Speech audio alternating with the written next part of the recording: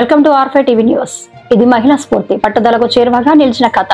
హైదరాబాద్ నుంచి June 4న cycle యాత్ర ప్రారంభించిన వెన్నెల 44 రోజుల పాటు నిరంతరంగా పగలు రాత్రి ప్రయాణం.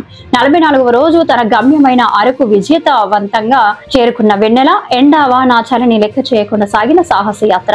మహిళా సాధికారతపై దృష్టి, వాహన చోదకులు హెల్మెట్ ధారణపై అవగాహన, కొత్త ప్రదేశాలు చూడడం, కొత్త మనుషులను కలుసుకోవడం, మార్గమధ్యంలో అనేక కొత్త అనుభవాలు, అపరిచితుల నుంచి సహాయాలు. జూలై 27న అరకు వ్యాలీ చేరుకున్న వెన్నెల నేచర్ నెస్ట్ యాజమాన్యం ఆమెకు ఘన స్వాగతం ఆశ్రయం. ఆదివాసుల పరిరక్షణ సమితి అధ్యక్షుడు చట్టు మోహన్, జనసేన ఇన్ఛార్జ్ శెట్టి చిరంజీవి, సామర్థి నరేష్, బుజ్జిబాపులు పొగడతలు. మహిళల కోసం ఇది స్ఫూర్తిదాయకం. చట్టు మోహన్ వ్యాఖ్య: మొదటిసారి అరకు వచ్చా, ఈ అనుభవాన్ని మాటల్లో చెప్పలేను. అరకు అనుకున్న దానికన్నా చాలా అందంగా ఉంది.